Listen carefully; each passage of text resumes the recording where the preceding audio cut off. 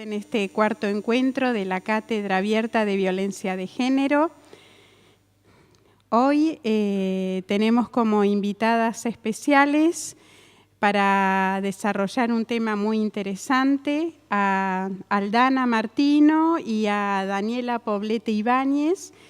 Ellas son estudiantes de Derecho de la ciudad de Buenos Aires y son integrantes de la ONG Observatorio contra el Acoso en la ciudad de Buenos Aires. El tema que vamos a desarrollar en esta noche, cuerpos femeninos en el espacio público. ¿Qué es el acoso? Nosotras desde la red local y desde Cultura y Extensión estamos sumamente agradecidas de que Aldana y Daniela estén hoy presentes y compartiendo este espacio con nosotros y nosotras. Así que les damos la bienvenida, le voy a ceder el espacio para que comiencen a trabajar este tema tan interesante.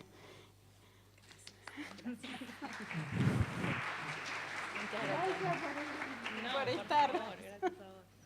No sé, cualquier cosa me chifla. Dale. No hay problema. Bueno, buenas tardes a todas, a todos, a todes. Estamos muy contentas de estar acá en Bahía Blanca, de poder hablar sobre un tema que para nosotras, para el Observatorio contra el Acoso, es de muchísima importancia cuando hablamos sobre violencia de género. Ella es Aldana.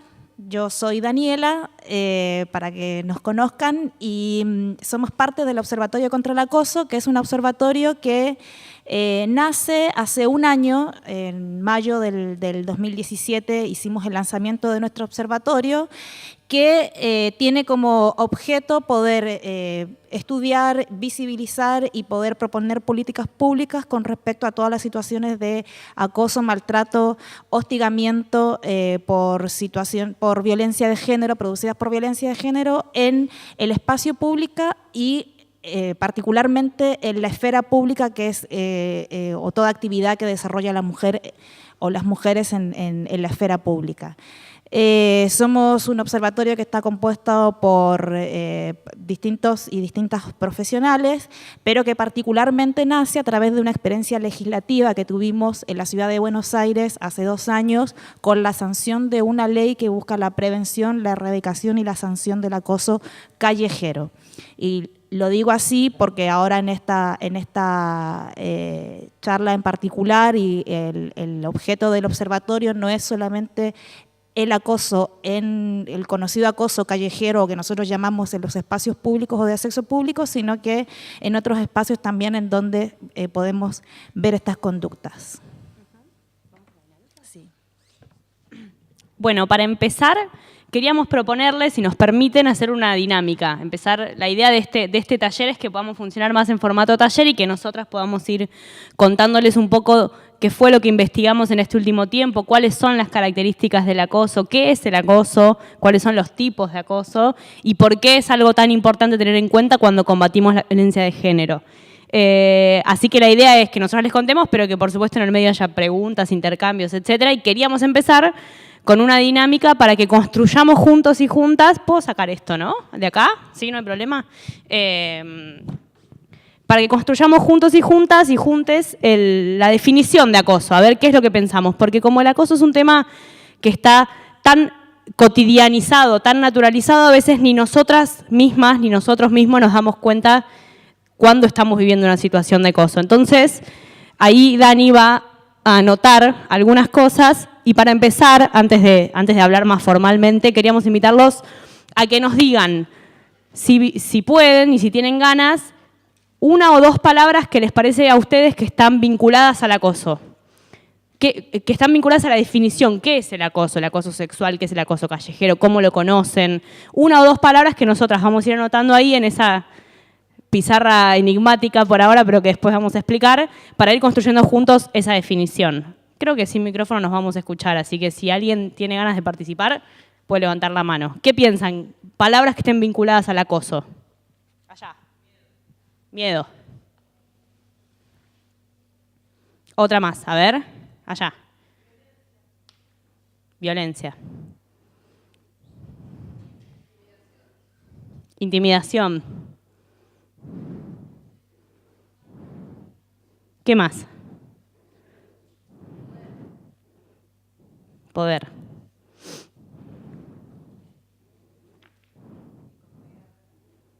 Incomodidad. Vos escuchás, Dani, ¿no? Ah, bien, bien. Pero yo estoy repitiendo.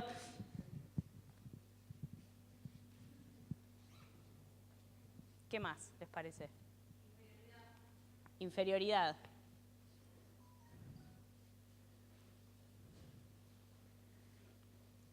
Allá había una mano.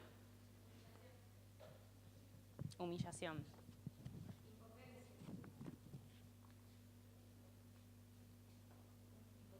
Impotencia.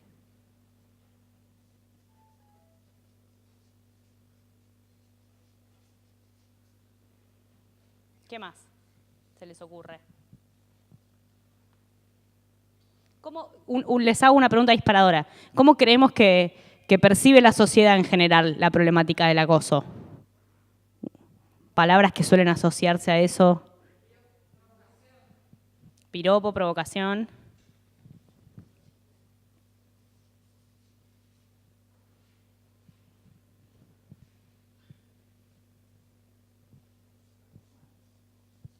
¿Alguien más quiere tirar algo más? Con eso estamos. Igual se dijeron un montón de cosas, así que teníamos miedo de que nadie hable, así que imagínense. Bien, perfecto. Bueno, podemos completar los títulos, ¿no? Sí. Bueno, quisimos iniciar esta etapa, la primera etapa de la charla, escuchando más o menos lo que ustedes pueden imaginar de lo que es una situación de acoso. En particular porque el acoso, no le pongamos todavía violencia de género, son situaciones que están absolutamente naturalizadas socialmente. Y que esa naturalización además produce que entonces no se le dé la importancia que tiene y que se trate solamente como un aspecto individual de nuestras vidas y no como un aspecto social o colectivo que nos pasa a nosotras en particular. Entonces, nosotras, para poder construir una definición de acoso, ¿por qué decimos para poder construir? Porque todavía es un concepto que no está conceptualizado, si bien hay desde la década del 70, existen una serie de estudios, sobre todo en Estados Unidos y en Europa, con respecto al acoso. Se comenzó a hablar principalmente sobre el acoso en los espacios laborales y lo empezaron a hablar las feministas, pero después esos conceptos de acoso se comenzaron a hablar como que si hubiera acoso en general, como que si fuera lo mismo el acoso para las mujeres que para los varones.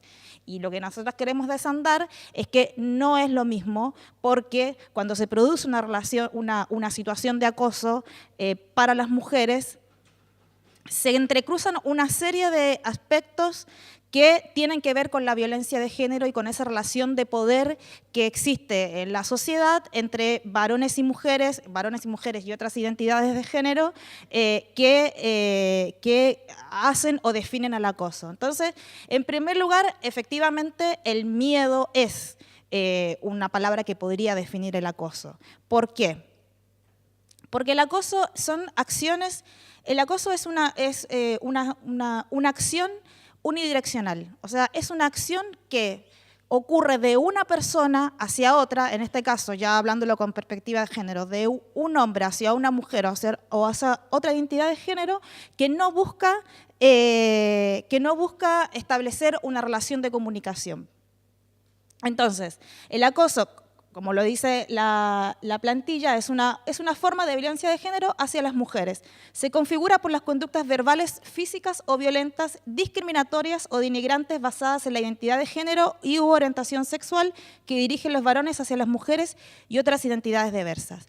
Y esa situación de acoso produce miedo por esa unidireccionalidad. La persona que está recibiendo la acción de acoso no puede repelerla.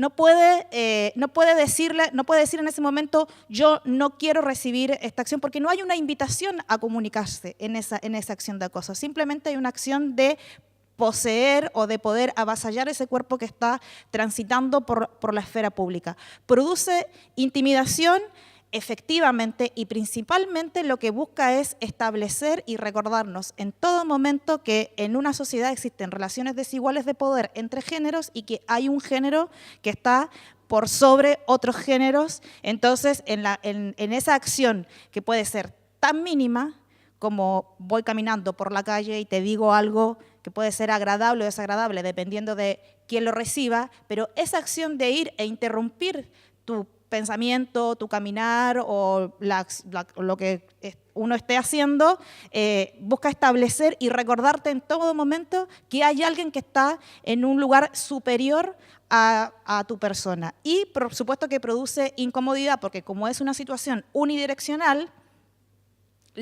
uno no lo puede repeler, entonces una queda así pensando, bueno, ¿estoy exagerando o no estoy exagerando? ¿Realmente habrá sido una situación de acoso? ¿Habré escuchado efectivamente lo que escuché? Entonces uno se empieza a cuestionar y uno comienza a hacer suya esa situación de acoso y trata de explicarlo a través de una. Principalmente porque en la construcción patriarcal de nuestra cultura, de todas estas situaciones se nos ha responsabilizado a nosotras por nuestra forma de vestir, a nosotras por nuestra forma de caminar, porque sonreímos mucho, porque sonreímos poco, porque produce esta provocación.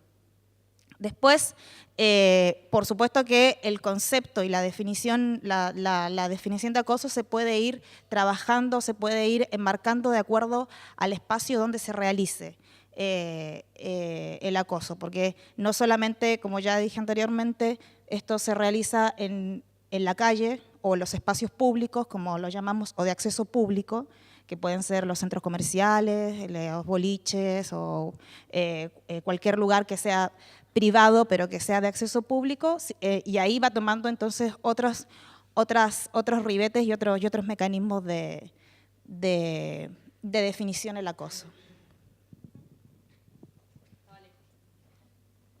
No, una cosa más que queríamos agregar para empezar es que todo esto tiene que ver, como decía Dani antes, con que las relaciones sociales de género están basadas, por supuesto, en una relación de desigualdad, de poder entre el género masculino y todo el resto de los géneros, mayoritariamente las mujeres, pero también aquellos géneros que se autoperciben de manera diferente a lo que está estructurado por la norma heteropatriarcal. En ese sentido, a las mujeres se nos fue históricamente relegadas a un lugar relegado, valga la redundancia, a la vida privada, a lo que sucede en el ámbito de nuestras casas. El sistema capitalista, pero en realidad el patriarcado existe todavía antes, se basó y se erigió a partir de que las mujeres cumpliéramos un rol reproductivo y que los varones se dedicaran no solamente a la productividad de la sociedad, sino también a ocupar todos aquellos espacios que tienen que ver con la vida pública. Y esto es importante tenerlo en cuenta porque, y de hecho lo vamos a ver cotidianamente, no solamente la calle, sino también la vida pública de la sociedad, la política, los sindicatos, lo que fuera, ¿no? El arte, la cultura, el cine, la música, etcétera, etcétera, está mayoritariamente ocupada por los varones. Cuando nosotras salimos a ocupar esos espacios de a poco, y esto lo charlábamos hace un ratito en un programa de radio también, salir a ocupar los espacios vinculados al mundo laboral, al mundo académico, etcétera, etcétera, no quiere decir que los estemos ocupando en condiciones de igualdad, y eso es lo que de alguna manera el acoso viene a remarcarnos cotidianamente. Entonces, lo que queríamos empezar diciendo es que a partir de toda esta situación de la separación entre la vida privada o la esfera privada de la vida y la esfera pública de la vida, el acoso funciona como un mecanismo disciplinador.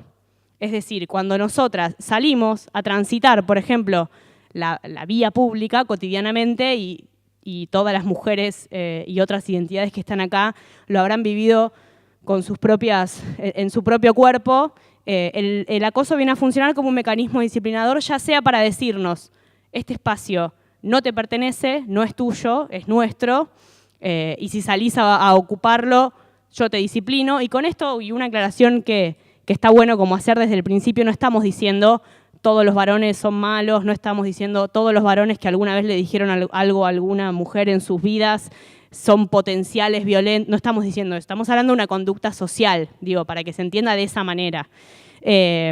O bien, lo que hace el acoso es recordarnos cotidianamente que esos espacios no nos pertenecen y que nosotras de alguna manera terminamos siendo prácticamente objetos de esos espacios públicos o de acceso público, como si fuéramos parte del paisaje.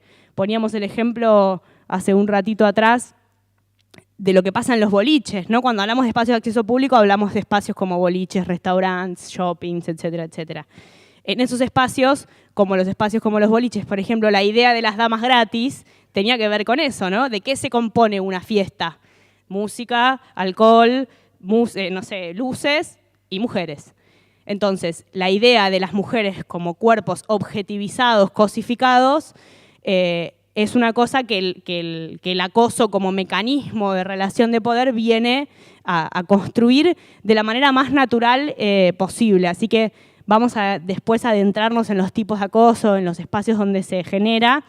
Y antes queríamos compartirles un video que logramos hacer con el Observatorio contra el Acoso, a partir de juntar un poco testimonios, porque también lo que tiene la problemática es que como está tan diversificada y tan naturalizada, es muy difícil de cuantificar y es muy difícil de visibilizar también. Entonces, haciendo un trabajo, pudimos investigar y logramos construir este material que queríamos compartirles para escuchar con nuestros propios oídos testimonios de mujeres que han vivido esto, como la enorme mayoría, muy probablemente, de las que están acá sentadas.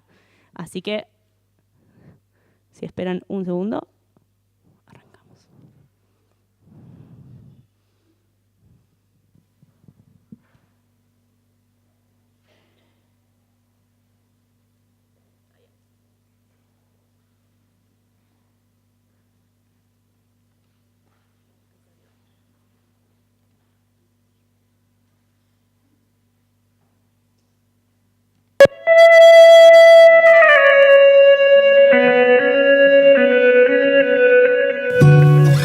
Salgo caminando tranquila sobre Callao, siento que una persona me mete la mano por atrás así, me levanta para arriba. Había un tribunal de 3 profesores varones y mientras estaba el examen se dedicaron los 3 a hacerme sentir muy mal, diciéndome lo linda que estaba, lo grande que había estado, lo que había crecido, lo hermosa, mientras yo daba el oral súper incómoda, queriendo probar la materia, irme corriendo y no aparecer nunca más. Cuando estoy volviendo a trabajar uno de esos días, veo que él me cambia el día de Franco para que coincida con el Franco de él, sin consultarme, sin preguntarme. Como persona trans, sí, sufrí desde violencia velada hasta violencia bien explícita. Me han tirado piedras, me las pido. En eso me doy media vuelta y el chabón me siguió, se me tira encima y me dice: te voy a reventar la cabeza y te voy a destrozar toda.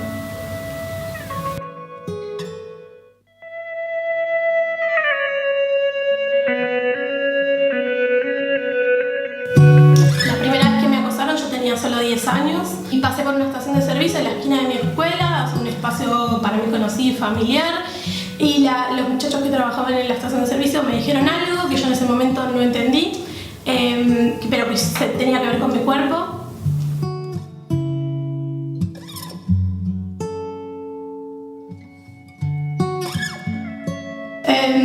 La forma en que me empecé a vestir, a parar, los lugares que empecé a evitar, digamos, fue un antes y un después en mi libertad para moverme en la calle. Y nadie tiene el derecho de hacer sentir mal o de, digamos, abusar de esa persona por cómo circula por la calle, por la vía pública. Cada uno tiene que andar como quiera. Uno tiene que poder, si quiere, tiene que poder salir en pelotas y nadie tiene el derecho a decirte ni a hacerte nada por eso.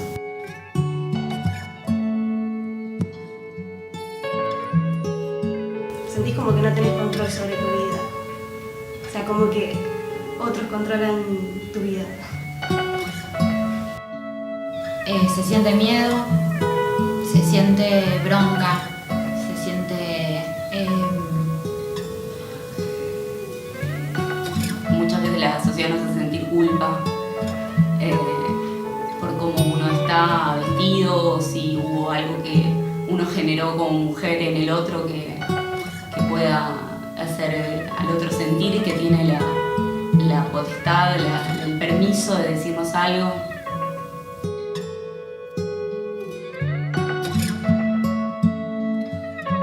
Realmente no creo que el acosador esté buscando piropearte para invitarte a salir. Digo, no tiene que ver con eso, tiene que ver con una relación de poder en la calle. Que es impune y que tienen el derecho sobre la vida de los demás, y que generalmente esos demás son personas que se identifican como mujeres. Que la mujer debería hasta agradecerle porque la está haciendo sentir bien. Yo siempre lo vi como alguna cuestión de poder. O sea, la satisfacción de sentirse que tenés el poder ante la otra.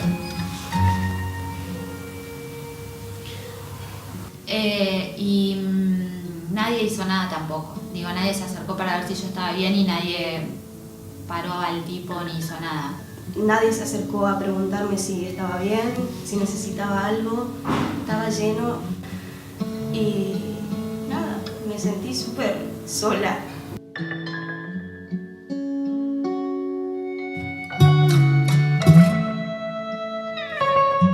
El acoso es no poder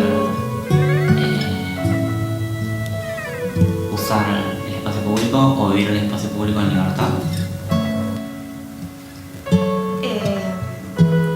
Es tener condicionada la vida, o sea, no poder hacer las cosas que te gustan, tener que estar preocupada de algo que te excede y que en el fondo te condiciona completamente.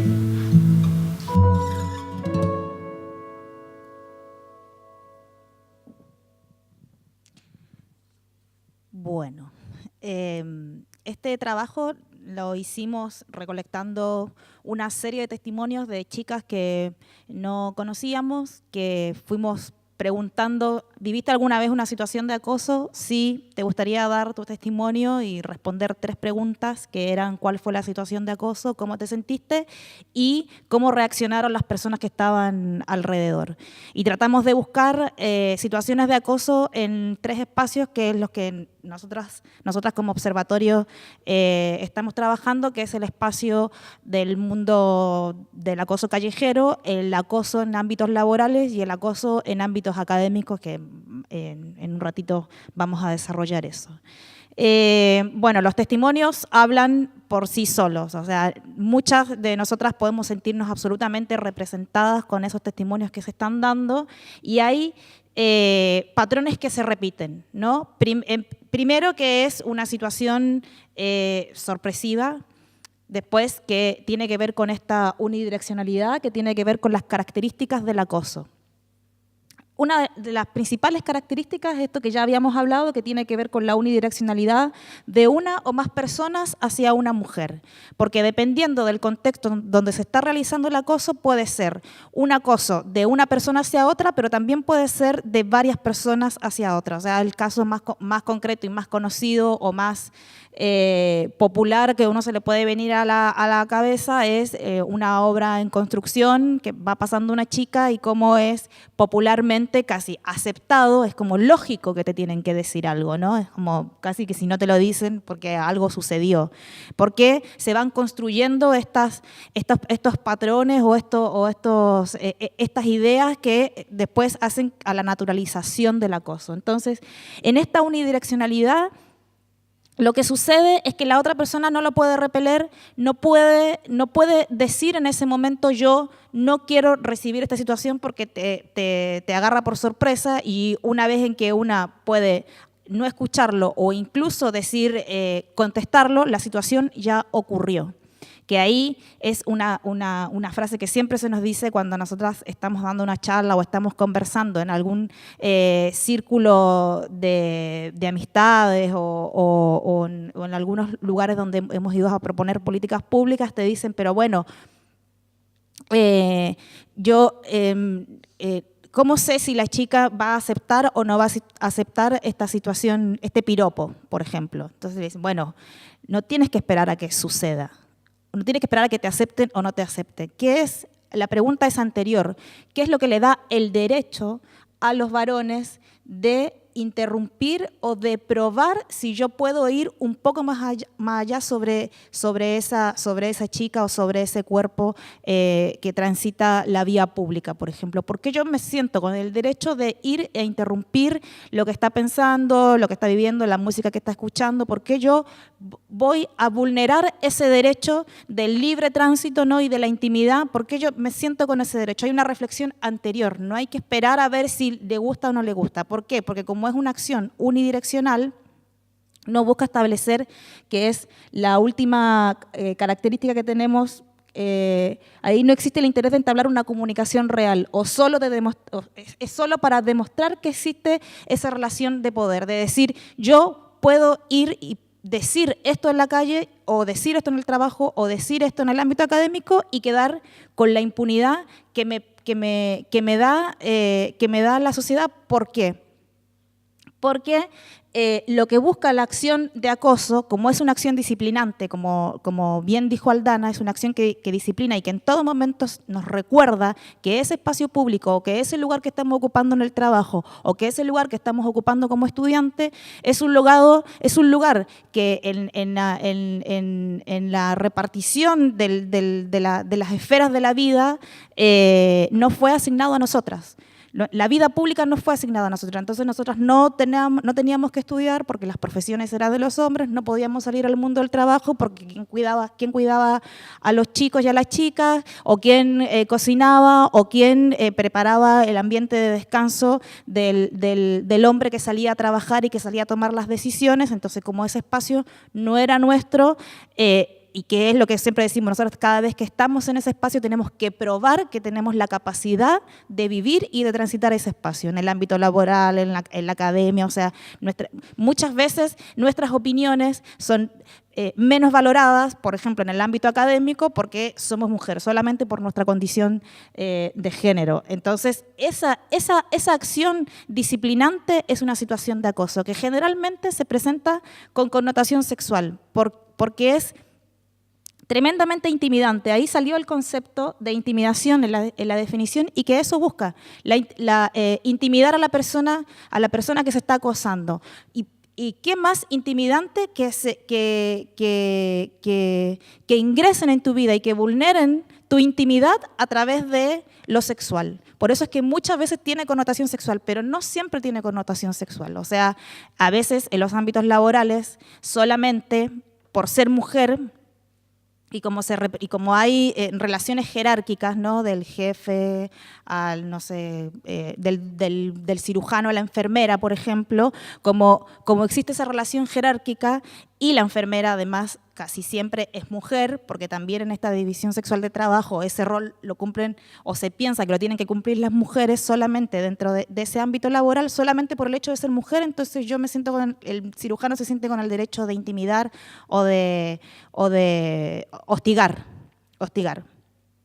Otra de las características es que, por supuesto, no es consentido.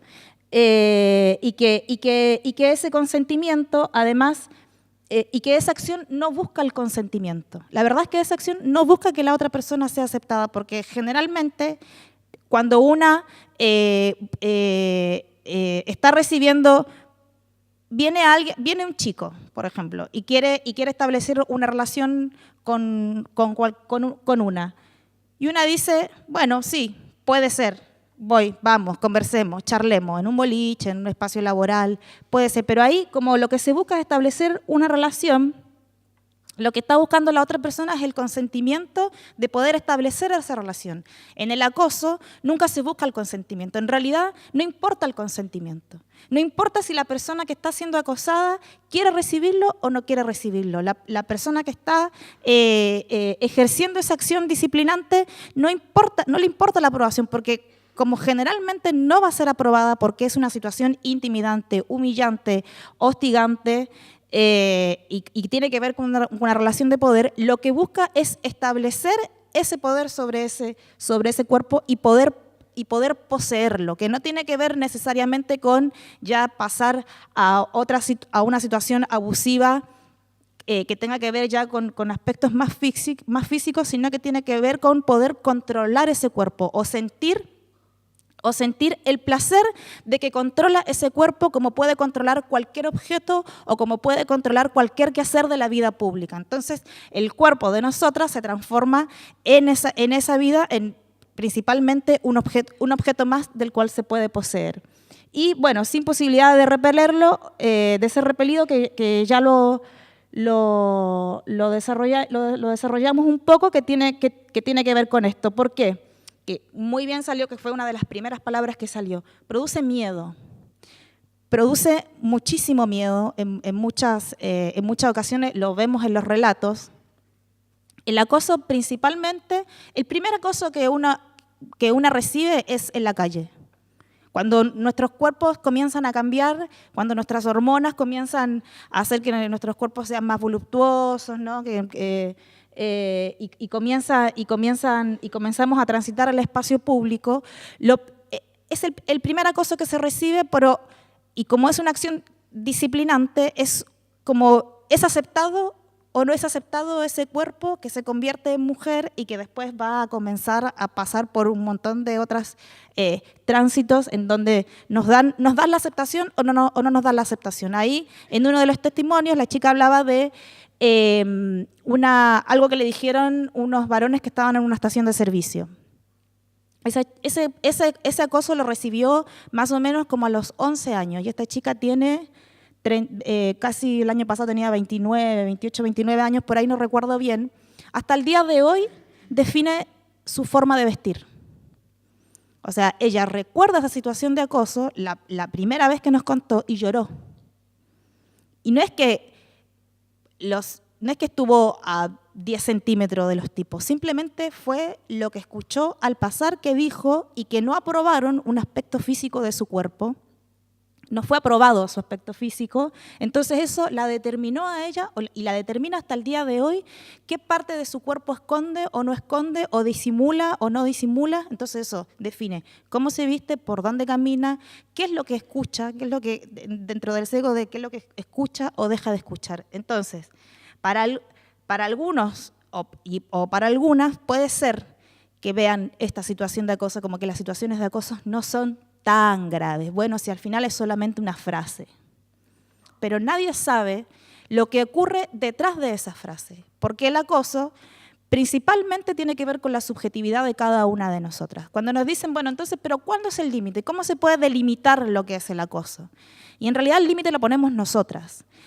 Para algunas, el acoso puede ser hay situaciones de acoso que pueden ser mucho más graves que para otras, lo que no deja de ser una situación de acoso. ¿Por qué? Porque otra de las características que no pusimos aquí tiene que ver con la sistematicidad de las situaciones de acoso, que no tiene que ver con un aspecto individual, sino colectivo. Socialmente, el acoso ocurre en cada segundo, a nivel mundial, en cada segundo que transita el tiempo de nuestra vida. O sea, en cada minuto está ocurriendo una situación de acoso en algún lugar del mundo sobre nosotras. O sea, nosotras mismas podemos decir que al día podemos develar más de una situación de acoso que estamos recibiendo, que puede ser desde una mirada, nos damos cuenta cuando nos están mirando de una manera disciplinante, desde una palabra, desde incluso un acercamiento. Entonces, esa sistematicidad hace que sea un eslabón sostenedor de la estructura heteropatriarcal de nuestra sociedad. Y como es un eslabón sostenedor, pasa a tomar muchísima importancia, porque si nosotras lo que buscamos es cambiar esta estructura heteropatriarcal para conseguir condiciones de igualdad y equidad de género, lo que necesitamos, sobre todo, es desandar estos eslabones que sostienen la estructura heteropatriarcal y que a nosotras nos impiden o de alguna forma no nos permiten avanzar o repeler situaciones que para nosotras son violentas porque generan miedo. generan miedo porque no sabemos si la respuesta que va a venir después de que nosotros la repelemos va a ser más violenta aún. Puede pasar a otra situación de violencia. Por eso es que es violencia de género.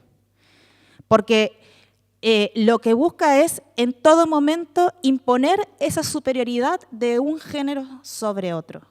De recordar de que todo lo que pasa por la vida pública, por la esfera pública social, tiene que pasar por el filtro de la masculinidad, ¿no? De los varones, de quienes son los que poseen, de quienes se les ha asignado ese lugar de decisión, ese lugar de creación, ese lugar de conversación, ese lugar de amistad, ese lugar que está ahí. A nosotras, por más allá de que por necesidades productivas y de mano de obra, las mujeres ahora ocupan un gran lugar dentro del mundo del trabajo, y que para muchos y muchas eso podría ser condiciones de igualdad, eso no significa que hayamos ganado nosotras en igualdad, de hecho todo lo contrario. Hemos ganado ese espacio, pero recibimos menos remuneración, tenemos doble jornada laboral con las tareas de cuidado, tenemos que aceptar estas situaciones de acoso que dependiendo del contexto donde se realizan, tienen distintas características. Por ejemplo, nosotras podemos definir tres espacios que trabaja el observatorio. Después hay muchos más, ¿no? O sea, podemos definirlo en cada uno de los espacios donde vivimos diariamente.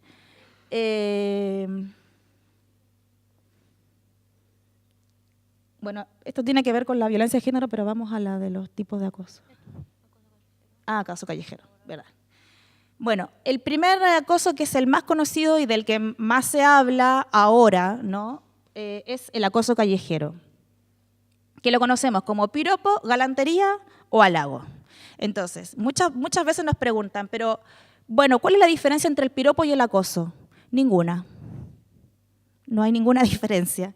La definición de cuando pasa a ser, o sea, por ahí dicen, no, bueno, pero si un piropo es más suave. Claro, visto desde el análisis del filtro patriarcal, por supuesto que es más suave, porque hay una diferencia entre percibir y conocer y poder definir una situación de acoso desde el lado de los varones, desde el lado de las mujeres, que somos siempre generalmente las que vivimos las situaciones de acoso. Porque para un hombre, cuando un hombre dice, yo también soy acosado. Sí, puede ser. Ahora, ese acoso no tiene que ver con una relación de poder, de género. Ese es el punto que nosotros queremos poner, porque cuando se viven situaciones de acoso existen distintos tipos de discriminación, y uno de esos tiene que ver con tu discriminación, con tu condición de género. Entonces uno le pregunta a los chicos, bueno, pero ¿qué te pasó cuando fuiste acosado? No, bueno, fui y era algo que yo no deseaba y, bueno, es una situación anormal, me reí y me fui. Ahí está la diferencia. ¿Qué te pasó a ti, mujer, cuando fuiste acosada? Y no, me sentí intimidada, tuve miedo, porque me sentí violentada, porque cuando uno vive una situación de acoso, lo que reconoce es que hay una vulneración de derechos. ¿Por qué yo no tengo derecho a caminar tranquila por la calle? ¿Por qué yo no tengo derecho a ir a un boliche y decirle que no a un chico? Y me insiste al punto de agarrarme el brazo y llevarme al baño. ¿Por qué yo no tengo derecho a poder decirle a mi jefe que esa forma en que me mira o en que me habla no me gusta y me siento intimidada? Entonces uno lo reconoce desde el punto de vista de los derechos que uno tiene. El varón lo reconoce desde el punto de vista de que fue una situación de anormal, la chica quiso y yo simplemente no acepté. Esa es como la diferencia entre cuando uno lo analiza desde la perspectiva del varón con la perspectiva de la mujer. Entonces, ¿puede existir situaciones de acoso a varones? Sí. Ahora, no tiene que ver con esta relación de poder desigual entre géneros. Entonces, por eso el acoso, cuando es unidireccional desde un varón hacia una mujer, es un tipo de violencia de género que tenemos que erradicar. Entonces, el acoso callejero sucede en lugares públicos o de acceso público, que eso es muy importante porque, sobre todo cuando se quieren definir políticas públicas sobre acoso callejero, es muy importante poder definir que no es la calle solamente. Uno le dice que es la calle, pero no es solamente el tránsito por una plaza, por una avenida, sino que tiene que ver con esos lugares que pueden ser privados, como un boliche, pero en donde hay multitud de personas. Entonces es muy necesario poder definirlo, porque después, si la política pública busca algún tipo de política específico, es necesario poder pensar de que ahí hay algún dueño de algún boliche que se quiere reservar el derecho de poder eximirse de la aplicación de esa política pública, por ejemplo. Entonces es muy importante poder definirlo de esa manera. Bueno, puede ser verbal, que es lo que más conocemos, pero también puede tener otro tipo de lenguaje, sobre todo corporales, que son absolutamente intimidantes y que pareciera ser que fueran menos graves, pero muchas veces eso que no se expresa verbalmente tiene muchísima violencia, como una masturbación, por ejemplo. Una masturbación, una va caminando, quizás si preguntamos acá a cuántas les pasó que se encontraron con un tipo que se empezó a masturbar delante de ti o se estaba masturbando ahí en la vía pública, sucedió y es absolutamente violento porque además, primero que uno no espera encontrarse eso en la calle, ¿por qué? ¿Por qué tengo que ver esa masturbación? O sea, vienen inmediatamente todas esas preguntas. Y, bueno, ahí está lo que tiene que ver con la vulneración de derechos que genera la imposibilidad de transitar libres, al punto de que muchas han tenido que cambiar el recorrido de su casa al trabajo o del trabajo al hospital o algún recorrido diario de tener que optar o de decir hasta las 7 de la tarde camino por la calle 1 porque después de las 7 no tiene suficiente luz, entonces tengo que caminar por la calle 2. Entonces me condiciona hasta el ordenamiento y cómo se piensa el espacio público. Esto nosotros lo habíamos estado trabajando con una chica que es geógrafa, cómo se piensa, o ahora con una arquitecta, cómo se piensa el espacio público desde la generación de políticas públicas solamente con respecto a la luminosidad de las calles. O sea, no se piensa eso con perspectiva de género, por ejemplo, porque eso te da mayor seguridad de poder transitar, entonces te está vulnerando un derecho. Acoso laboral. Bueno, suele estar acompañado de una relación jerárquica, no siempre, también existe porque si tu jefe es varón, ya existe una doble relación de poder. O sea, eres varón y además es tu jefe. Pero tus compañeros también saben que existe ahí una relación de poder, entonces se sienten con el derecho de sentirte acosada porque estás ocupando ahí ese espacio que les pertenece. Y se puede expresar de dos maneras. Una que es como la más fácil de identificar, que es el acoso chantaje. ¿Qué es este acoso? Decir, bueno, vas a tener que venir a cenar conmigo hoy a las 7 de la tarde, si no, no te doy el ascenso. Acoso. O sea, de acuerdo a esa acción que yo te estoy pidiendo, que tiene que ver con que el jefe te está diciendo, te doy un ascenso si tú cumples estos deseos que yo tengo que son absolutamente extralaborales, entonces sucede esto del acoso chantaje y le pone como condición ese beneficio laboral, que es algo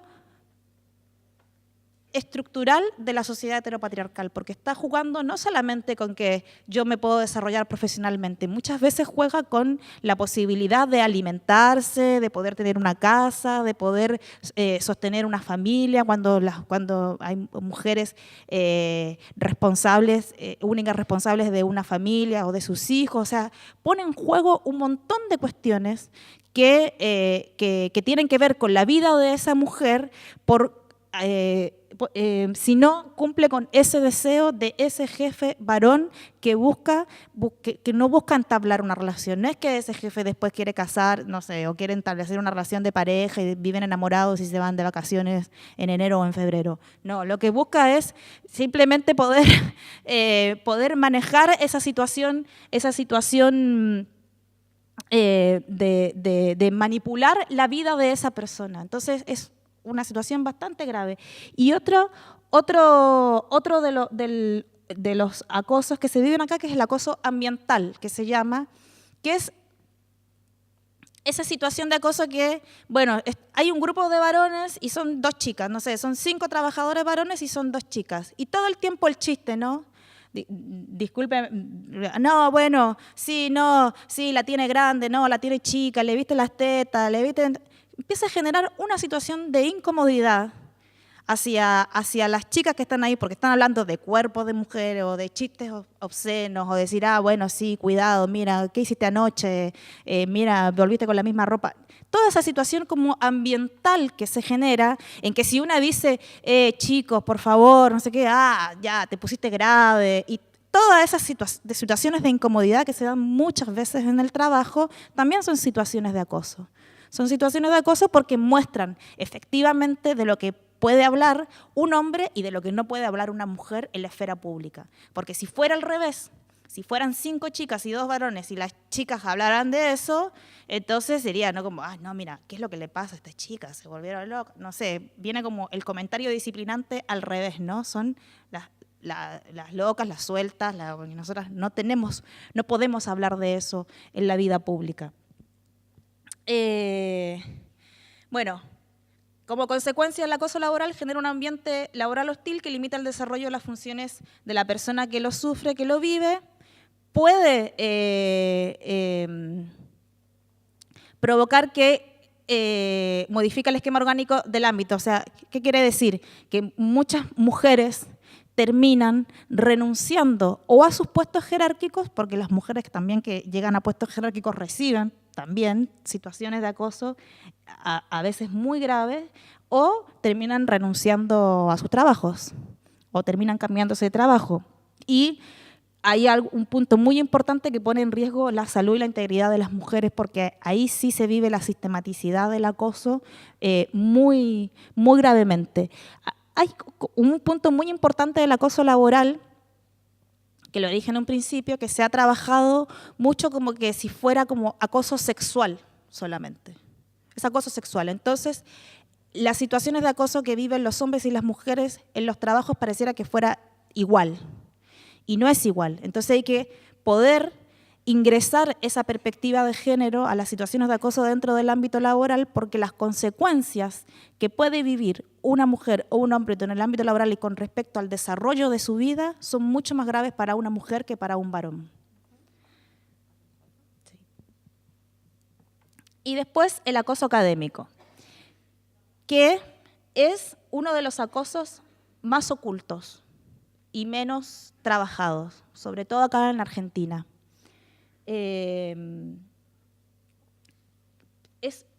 el más oculto porque se esconde y por las pocas denuncias que existen sobre estas situaciones. Ahora, hace un par de añitos, allá en la UBA y en la Universidad Nacional San Martín, General San Martín, hay algunas denuncias, unos casos medios así de famosos, pero es un acoso del que no se habla.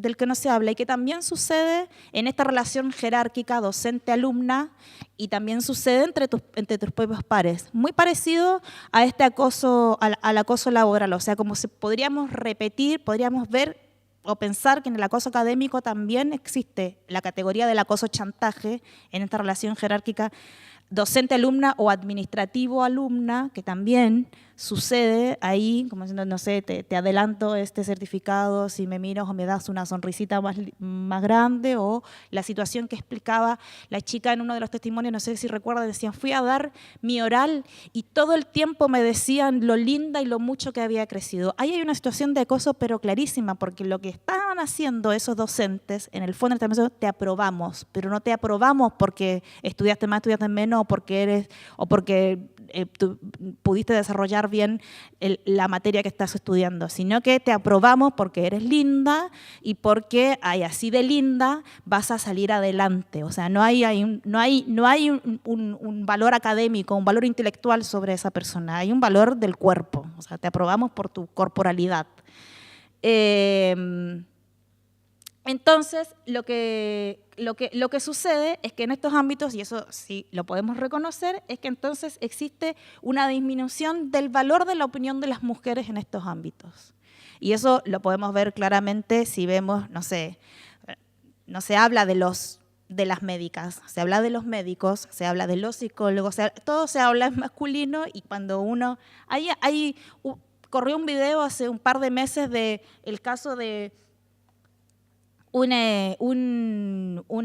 era como una prueba, le decían, chocó el padre con su hijo y el padre falleció y el hijo llegó de urgencia al hospital. Y cuando llegó al hospital, la persona que lo tenía que operar dijo, no puedo operarlo, es mi hijo. Entonces era como un acertijo, ¿no? Pero ¿cómo? Decían todos, si el padre murió, en realidad era adoptado, no sé qué.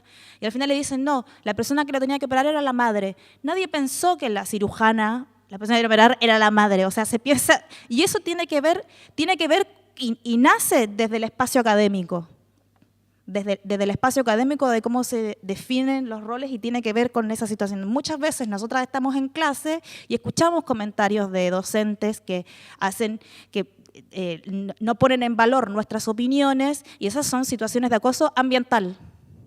Te ponen en un lugar, ¿no? Cuando viene el profesor y te dice, a mí no me vengan con las cuestiones de género, porque sí, está todo muy bien, pero a mí no me vengan con esas cosas, ya inmediatamente te están poniendo un stop si hay alguna compañera que quiere ponerle perspectiva de género a su formación académica. Eso es acoso.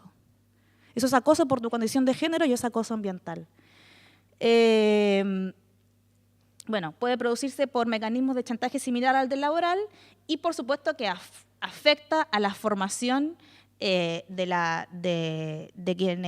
quien estamos viviendo esas situaciones, porque si en un espacio académico donde estás formando profesionalmente o incluso en la secundaria, donde estás recibiendo una serie de conceptos necesarios para el desarrollo de tu vida, sufres estas situaciones, que se supone que en ese espacio educativo tú te puedes equivocar, uno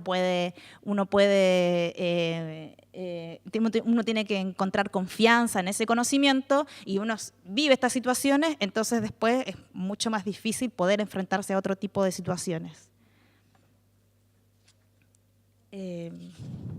Bueno, hasta acá llego yo. Antes de seguir, ¿alguien que tiene ganas de hacer un comentario, una pregunta mientras tanto? Está abierto el micrófono en ese sentido. Ya hay alguien. Sí, habla fuerte, se escucha. Bien. Íbamos a ir a eso al final, pero está bien.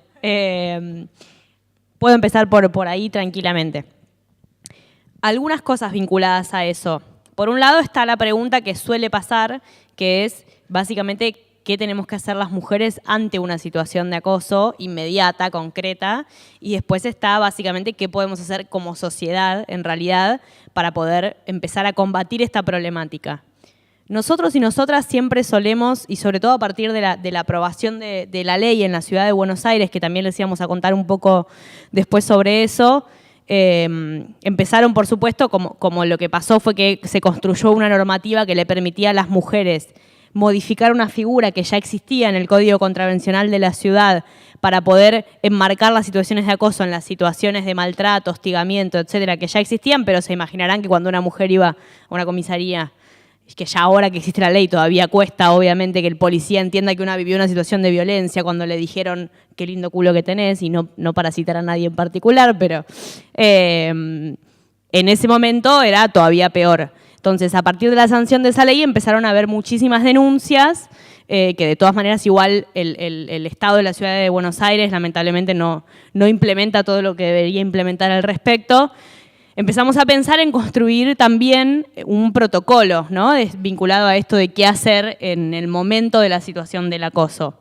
Y la verdad es que nos dimos cuenta que había medio una sola cosa para decir al respecto, que es básicamente invitar, por supuesto, a las mujeres y a todas las identidades sexuales que sufren o de género que sufren el acoso a responderlo en tanto y en cuanto se sientan seguras. En realidad, para formularlo mejor, la invitación es, en todo caso, la recomendación es buscar ámbitos o mecanismos de seguridad propia en ese momento, porque como una de las características centrales del acoso es que no puede ser repelido, justamente como decía antes Dani, la situación ya pasó. Lo que una tiene que poder hacer en todo caso es asegurarse que una no siga sufriendo las consecuencias en ese mismo momento, aunque las va a sufrir muy probablemente el resto de su vida, dependiendo de la subjetividad de cada una. Entonces ahí una puede, por supuesto, responder, y lo ideal es responderle al varón, decirle algo al respecto, porque, por supuesto, buscamos dejar de naturalizar estas actitudes y empezar a deconstruirlas. Entonces, siempre poder marcar que lo que está sucediendo se trata de una situación de violencia y no es un piropo o un halago, sirve, suma. Ahora, no podemos nosotras mismas ponernos en riesgo a nosotras mismas, sino que la idea es buscar mecanismos para, por ejemplo, con la gente que tenemos alrededor, asegurarnos estar rodeadas, que es distinto en la situación del acoso laboral y el acoso académico, porque una de las características que tiene, a diferencia del callejero, es que una conoce a su agresor. Tiene una relación probablemente cotidiana con su agresor, con su acosador. En el caso laboral, por supuesto, y en el caso académico también, y que esa relación además sea de jerarquía, genera que una se vea dotada de herramientas diferentes a la hora de repeler esa situación, digamos. Como es una situación continua, la relación de poder genera que esa relación de desigualdad se vaya todavía acrecentando más a medida que va pasando el tiempo. A lo largo de un cuatrimestre, vamos a decirlo de alguna manera. Nos interesaba hablar del acoso académico acá en este ámbito, además, porque estamos en una universidad, y es interesante porque obviamente limita nuestro desarrollo como sujetos de derecho pensantes, cuando además hay algo muy interesante y que tiene que ver también con la brecha laboral, ¿no? Con la brecha salarial, con el famoso techo de cristal, que son aquellas limitaciones que las mujeres tenemos a la hora de recibir salarios igualitarios respecto de los varones, porque generalmente ocupamos los puestos peor remunerados. En el acoso académico lo que tiene es que limita nuestro desarrollo académico, a pesar de que el 60% de la población académica argentina son mujeres, y en algunas facultades ese porcentaje se aumenta muchísimo más, aún con las dificultades que las mujeres tenemos para poder desarrollar nuestra vida académica con plenitud, que no tienen que ver exclusivamente con el acoso y que son incluso previas, como por ejemplo lo que decíamos antes, que en general somos las que nos hacemos cargo de las tareas de cuidado, entonces tenemos doble jornada laboral en el caso de que tengamos hijos, porque volvemos a nuestras casas y seguimos trabajando, eso implica menos tiempo para estudiar, bueno, y así sucesivamente, ¿no? Una cantidad de cosas. Entonces, eso por un lado respecto de la cuestión específica, y después queríamos incluso irnos con esta idea del qué hacer ante esta problemática. Lo más importante, por supuesto, y esto es medio una verdad de perogrullo y probablemente lo digan todos y todas los disertantes de esta cátedra abierta, pero es por supuesto concientizarnos y hablar del tema. Digo, el acoso es una realidad muy cotidiana, pero que todavía, como está siendo estudiada hace poco tiempo, es muy difícil de conceptualizar. Incluso para nosotras mismas, para las mujeres mismas, muchas veces nos enfrentamos a una situación de acoso y no percibimos que se trata de una situación de acoso.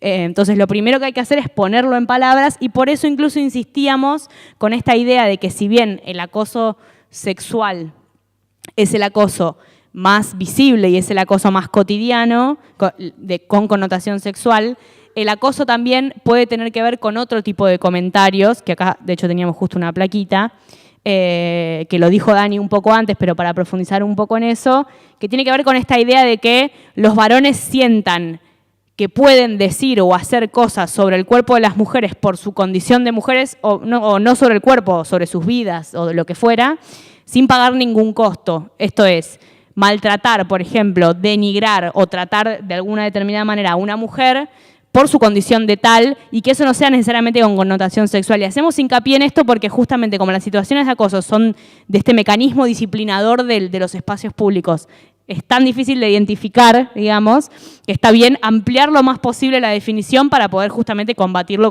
con mayor ímpetu. Hoy poníamos el ejemplo, por ejemplo, al principio de la clásica situación de la mujer al volante, ¿no? De la mujer, decía Dani, antes manejando un auto, que es una actividad profundamente masculinizada.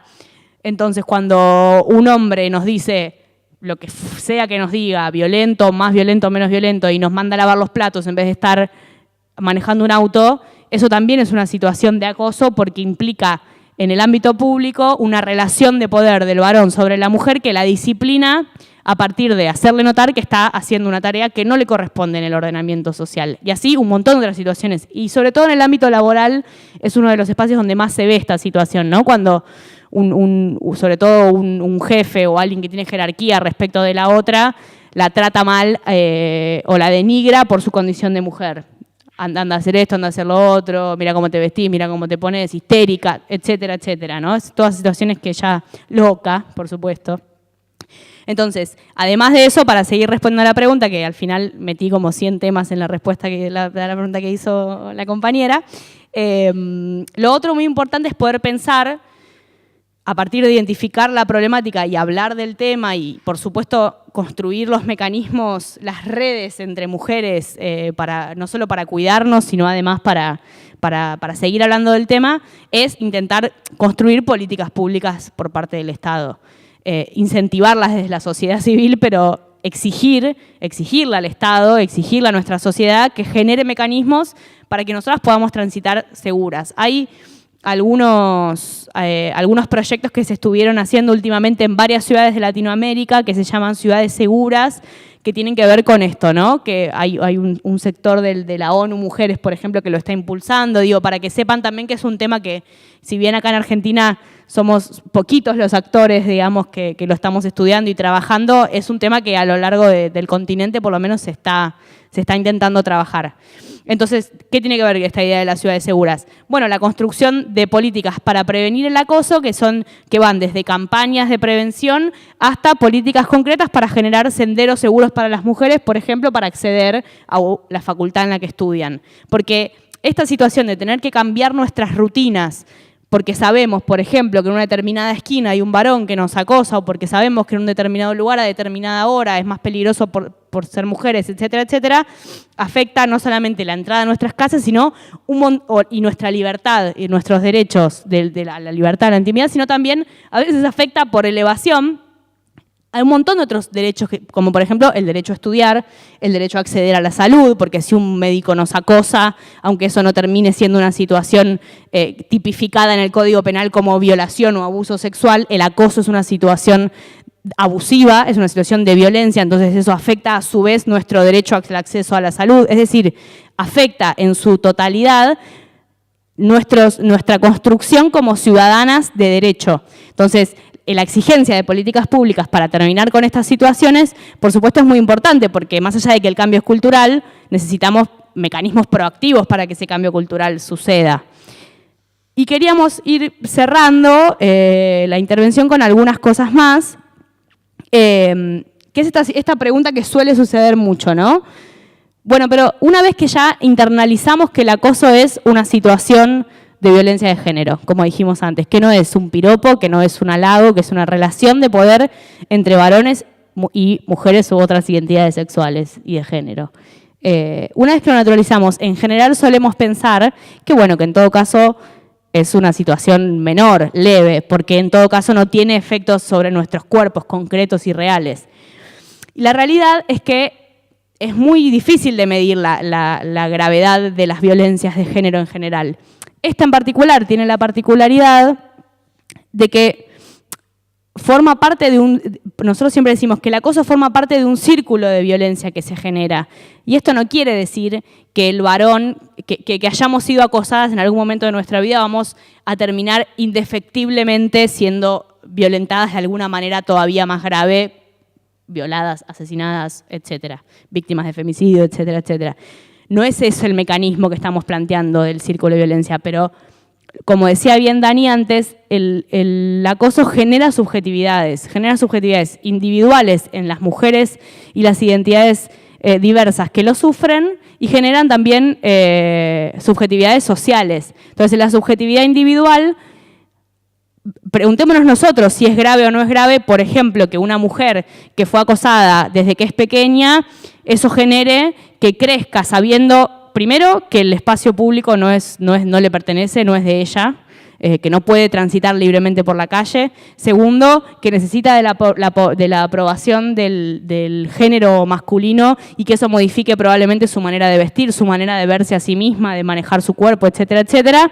Y tercero, que crezca con miedo, que crezca sabiendo que de alguna manera la sociedad la pone en un lugar de inferioridad.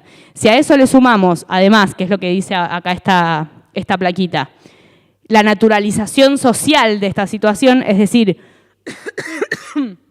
que naturalizamos socialmente que el acoso, que nosotras no somos sujetos deseantes, sino que somos objetos del deseo de los varones, eso por supuesto genera la naturalización, que los varones pueden disponer sobre nuestros cuerpos y en esa disposición sobre nuestros cuerpos empieza la naturalización o la condición de posibilidad para que se generen violencias todavía peores. Entonces, si es grave o no, es muy difícil, acá está esto que decía recién, es muy difícil de medir en realidad, porque muchas veces, y como con esto termino, como decía antes una de las chicas en el video y como decía también Dani, el acoso modifica nuestras rutinas cotidianas, modifica nuestras vidas. El otro día hablábamos con algunos compañeros sobre esto y decíamos, para que tomen dimensión, ¿no? Y un poco también el qué hacer tiene que ver con invitar a los varones a que entiendan de qué se trata esta situación, porque es lógico que no lo puedan dimensionar de la manera que nosotras lo dimensionamos porque lo vivimos en carne propia,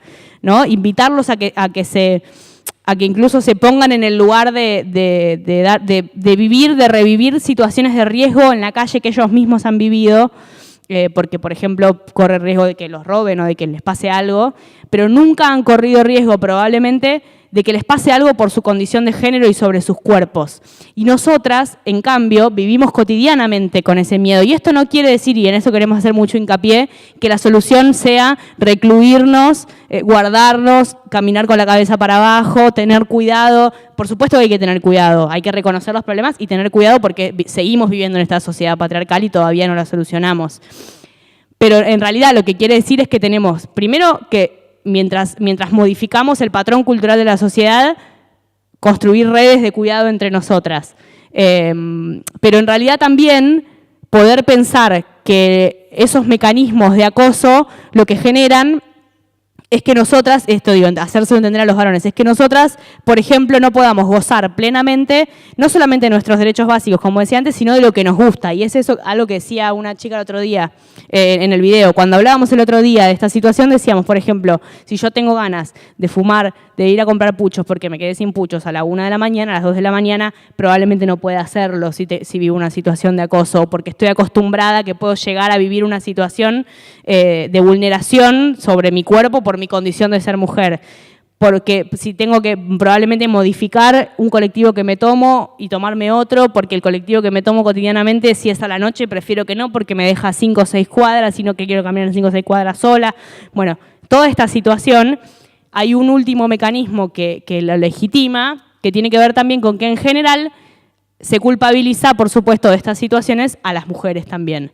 Y eso lo vivimos cotidianamente, ¿no? Por supuesto, además de que somos las que tenemos esos derechos vulnerados, somos a su vez las culpabilizadas. Y lo vemos en la situación de violencia más grave que se nos ocurra, ¿no? Cuántos casos de femicidio hemos visto en la tele donde lo que se preguntan los medios de comunicación es qué hacía, cómo estaba vestida, ¿no? Y hoy hablábamos que hasta parece incluso que si la mujer aparece viva, sana y salva, peor, que parece que la sociedad hubiera deseado que aparezca muerta y en una bolsa, porque si apareció viva, lo primero que se empieza a decir es que seguro andaba con el noviecito. Bueno, con el acoso pasa lo mismo, digamos, lo primero que uno piensa es cómo andaba vestida, por qué andaba por la calle sola, esta idea de que las mujeres caminamos solas y no tenemos un hombre al lado. También, y a esto iba antes, me olvidé lo que estaba por decir en este momento, pero bueno, no importa. A lo que voy es a que este mecanismo de culpabilizar, a eso iba. ¿Se acuerdan? El otro día hubo un caso en la televisión abierta que estuvo protagonizado por Mariano Yudica, bueno, una situación donde a una periodista, hablábamos también de esto, donde la situación de acoso que vivió esa mujer en vivo y en directo en el medio de la televisión pública, de la televisión, digo, abierta, la única persona que salió a dar explicaciones sobre esa situación a posteriori fue ella misma. Y esto no quiere decir, ella misma exculpando a sus compañeros, explicando que, bueno, que era una situación, un chiste, lo que fuera. No importa lo que dijo, digamos, acá no estamos poniendo en cuestión lo que dijo. Lo que queremos visibilizar es que esa situación de acoso que se vivió adelante de las cámaras, los dos varones pudieron tranquilamente no decir nada y la que tuvo que salir a dar respuestas porque se sentía responsable o la responsabilizaron en la televisión a ella de que sus varones, sus compañeros estén puestos en cuestión por la sociedad, fue ella. Y eso es lo mismo que decir, seguro la acosaron porque tenía la pollera corta. Entonces tenemos que también romper con esos mecanismos de culpabilización hacia los cuerpos de las mujeres, porque somos nosotras las que vemos limitado por el acoso y por todo el resto de las violencias nuestro pleno goce de derechos como ciudadanas libres e iguales en todos los ámbitos donde desarrollamos nuestra vida. Así que un poco eso como para terminar. ¿Querés vos agregar algo, Dani? Con respecto a la pregunta, después, por supuesto, si alguien quiere hacer una pregunta o algún comentario o reflexión con respecto a esto, puede levantar la mano y seguimos charlando. Pero hay como dos aspectos con respecto a qué hacer para poder evitar estas situaciones, ¿no? Primero que hay, como todas las situaciones de violencia de género, este es el pensamiento y la reflexión del observatorio. Nosotros pensamos que, primero, con políticas punitivas no se soluciona las situaciones de violencia de género. O sea, en este momento hay una reforma, hay un proyecto de ley que reforma el Código Penal nacional para poder sancionar las situaciones de acoso en la calle, pero no habla de nada más. O sea, el proyecto de ley, lo que se está discutiendo no habla sobre políticas preventivas o contracultural, o de poder pensar estrategias desde las políticas públicas o desde el Estado para poder fomentar a este cambio cultural que tiene que suceder. ¿Por qué pensamos que con las políticas punitivas no se va a solucionar? Porque la política punitiva viene a resolver un hecho que ya sucedió. Y nosotros lo que necesitamos es que no suceda. O sea, no vamos a buscar cuando el hecho ya sucedió. Entonces, eso en primer lugar. Pero sí necesitamos como esta parte. ¿Por qué? ¿Por qué el Estado es tan importante en situaciones de acoso? Porque sucede en la esfera pública. Porque suceden en los ámbitos laborales, en los ámbitos académicos, porque sucede en los espacios públicos, de acceso público, que todo está regulado por legislación. No es lo mismo que suceda en el ámbito de la intimidad adentro de la casa a que suceda en ese espacio público en donde el Estado tiene gran responsabilidad de poder pensar estos mecanismos igualitarios y equitativos entre géneros. Entonces, por eso el Estado es muy importante y todo lo que se pueda generar desde el Estado es importantísimo para erradicar situaciones de acoso. Pero también existe, o sea, en la medida en que nosotros sabemos que este no es un camino, no es que mañana se cae el patriarcado y listo, somos todos iguales, y no sabemos que es, o sea, hemos tenido muchos años nosotras de acción militante y de compañeras anteriores a nosotras y de compañeras anteriores a nuestras compañeras anteriores de nosotras que han venido como a través del movimiento feminista avanzando y visibilizando una serie de desigualdades y de violencias, pero bueno, por supuesto que sabemos que esto no va a suceder, pero por lo tanto tenemos que crear primero estas medidas de precaución a través del Estado y también estas medidas de solidaridad o de sororidad entre nosotras que nos permitan poder sentirnos que el espacio público, que la esfera pública nos pertenece. Porque si vivimos las situaciones de acoso como una situación individual, y no lo trabajamos como una situación colectiva, social, que nos sucede a nosotras, entonces siempre va a ser un aspecto individual de nuestra vida como mujeres. Y lo que nosotras estamos planteando desde el observatorio es que esto es un fenómeno social y colectivo y que por lo tanto tenemos que resolverlo desde las políticas públicas y desde la actitud militante como mujeres y como movimiento feminista. Tenemos que buscar esos mecanismos de protección y de solución hasta que, por supuesto, podamos conseguir esta sociedad no patriarcal que buscamos construir. ¿Quieren que antes de que hagamos un cierre abramos a preguntas? Teníamos ganas como de abrir ese espacio. Allá.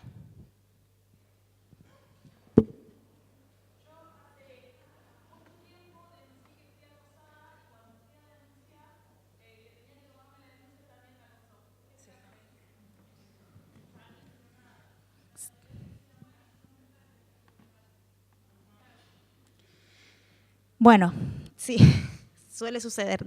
No es la primera vez que escuchamos esta situación. Bueno, en primer lugar, la primera respuesta que se da, una de las respuestas más comunes que se da cuando se va a denunciar, primero, qué bueno que fuiste a denunciar, porque no todas las mujeres piensan, como primera acción, no qué bueno lo que te sucedió después, pero qué bueno que fuiste a denunciar porque todas piensan que es algo que no es denunciable. ¿Por qué?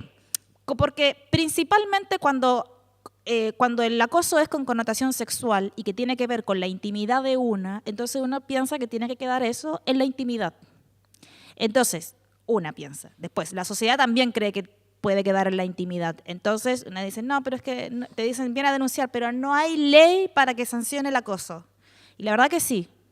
O sea, la figura más simple de abuso del Código Penal podría encajar tranquilamente dentro de una situación, porque el acoso es una situación de abusiva. Los códigos contravencionales, o sea, en la ciudad de Buenos Aires ya existía la humillación, hostigamiento y maltrato en el espacio público, pero cuando una chica iba a denunciar por acoso, te decían, no, eso no encuadra. Entonces lo que nosotros tuvimos que poner fue el concepto connotación sexual. Entonces, ahí sí, pero ya existía. O sea, el acoso es, como bien lo plantearon en los primeros conceptos que tiraron, hay intimidación, hay humillación, hay maltrato, o sea, hay una situación abusiva que está enmarcada dentro de la legislación que ya existe, pero está tan naturalizada que pareciera que eso, o sea, que tuviera que decir una palabra específica que es acoso callejero. Pero claro, como tiene que ver con una situación de intimidad y como ya vas y asumes públicamente de que fuiste acosada y como tu cuerpo como mujer es un objeto de los que poseen el espacio público, entonces, y lo asumiste públicamente, entonces eres un objeto de poder seguir siendo acosada. Es como cuando a veces uno escucha que dicen, bueno, la violaron, por algo será, ¿no? Entonces pareciera ser que entonces la chica que fue abusada con acceso carnal va a ser abusada toda su vida, ¿no? Porque ya ocupa como el rótulo. En las situaciones de acoso sucede lo mismo y lamentablemente nuestros agentes de seguridad son uno de los principales acosadores, tenemos que decirlo. O sea, cuando uno camina y la policía no escapa de esas situaciones. ¿Qué tendrías que hacer? Hay mecanismos públicos, tendrías que ir a denunciar además al policía para que se genere una sanción sobre ese policía, entonces tendría que ser denuncia tras denuncia y en realidad lo que habría que hacer es poder generar la posibilidad de que todas las fuerzas de seguridad puedan recibir una capacitación con respecto a situaciones de acoso, de primero, cómo tratarlas y segundo, cómo no acosar. O sea, porque no están ajenos y por más de que se representen como los agentes de seguridad, lo hacen. Entonces, habría que buscar esos mecanismos, habría que buscar por otro lado, o sea, a eso nos referimos con la actitud militante, habría que buscar por otros lados, con otras organizaciones, con compañeros y compañeras que estén dispuestos a trabajar el tema en el ámbito de las políticas públicas, de poder buscar, identificar estos aspectos y que entonces ese espacio de la vida del Estado que te tiene que generar seguridad, te la genere.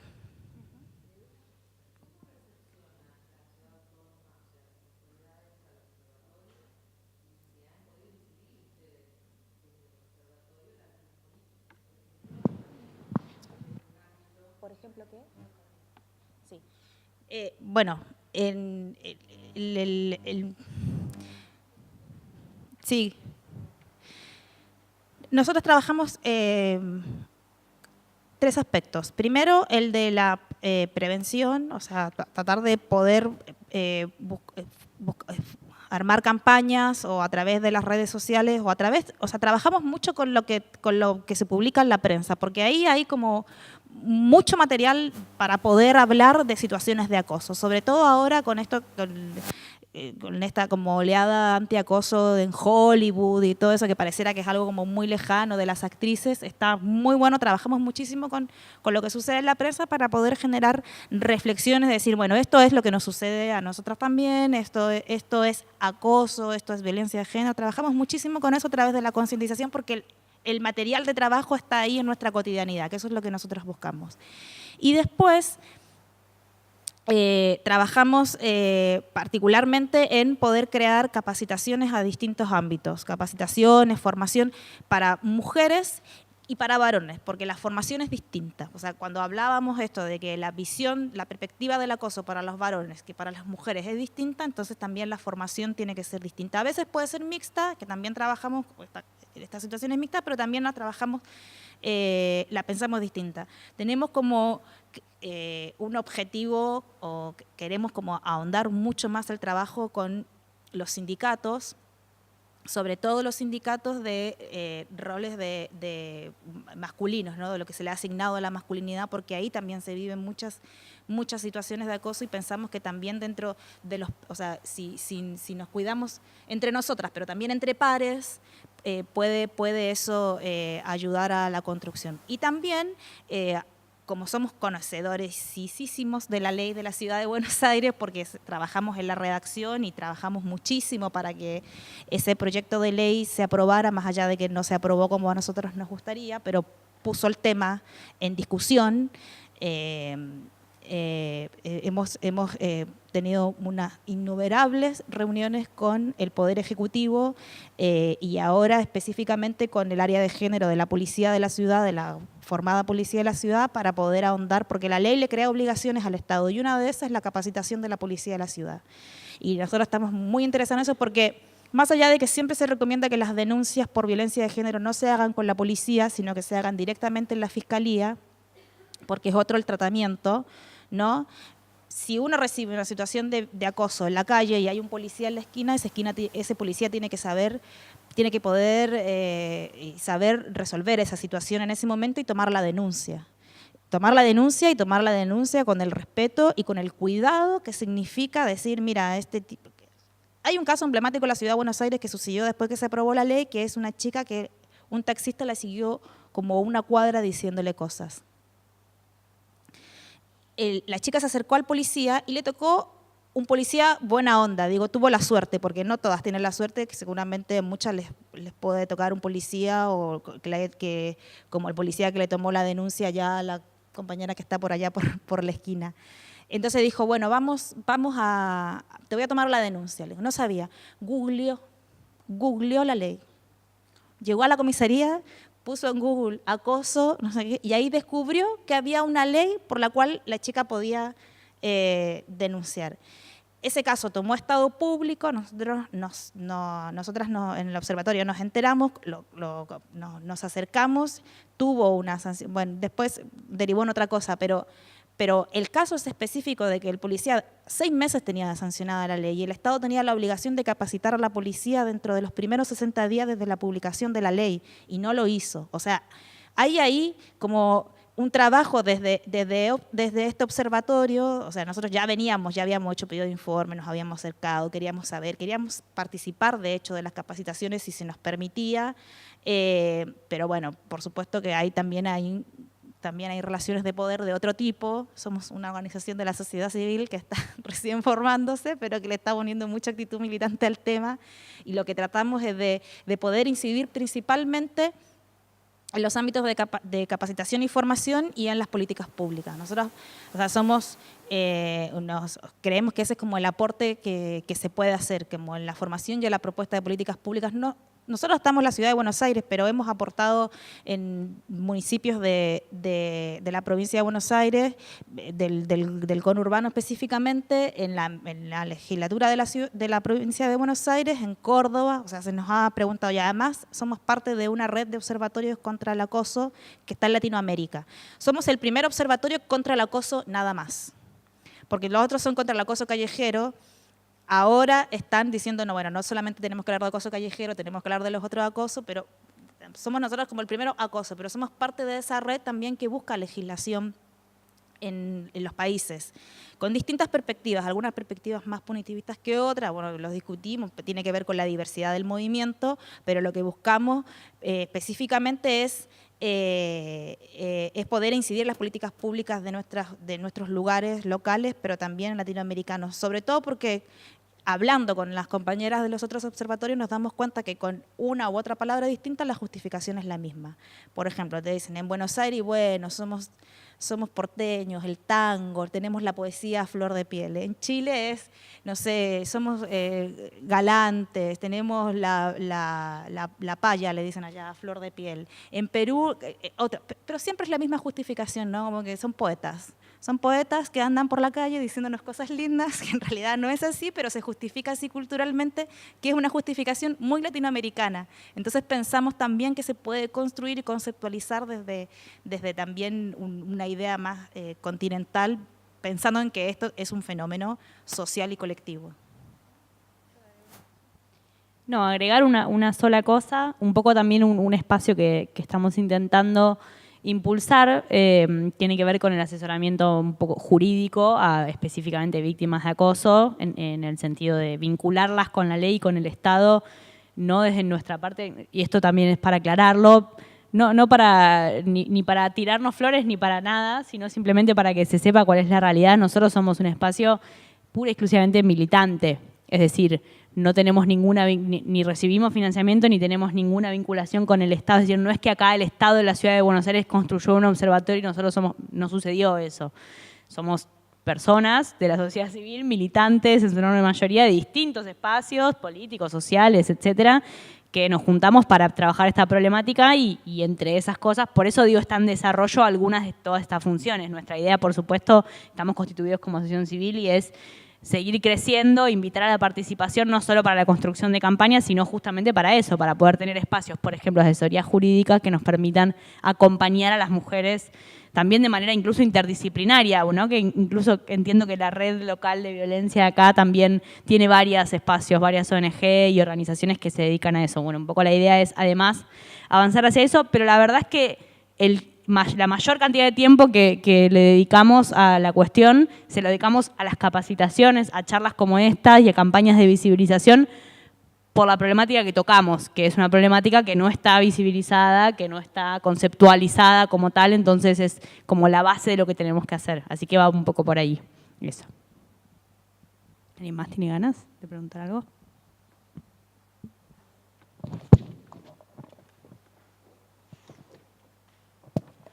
Buenas tardes. No, a modo de acotación, teniendo en cuenta que el acoso es una forma de violencia de género, todas estas cuestiones que estábamos hablando están tipificadas en la Ley 26485, y no solamente de acoso por índole sexual, sino institucional, laboral, estudiantil. La ley lo prevé, todo esto que estuvieron ustedes hablando, incluso las víctimas pueden pedir medidas cautelares al respecto. Me parece que por ahí el bache más grande radica en lo que es el acoso callejero por la problemática de individualizar a la persona que ejerce justamente ese acoso. Pero estas cuestiones están tipificadas en la ley y es bueno que se sepa que se puede denunciar y está en vigencia.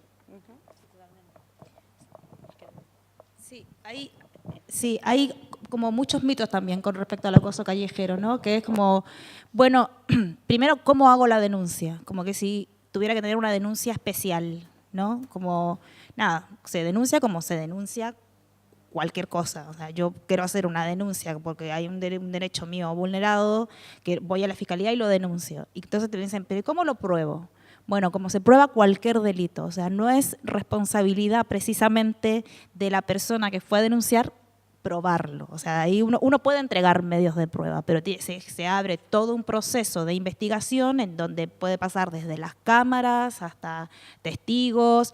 Generalmente si uno quiere, porque también tiene que ver con el empoderamiento, ¿no? Si uno quiere hacer la denuncia y recibe una situación de acoso que es grave, como sucede en el espacio público, siempre hay testigos. O sea, por ahí hay que empezar.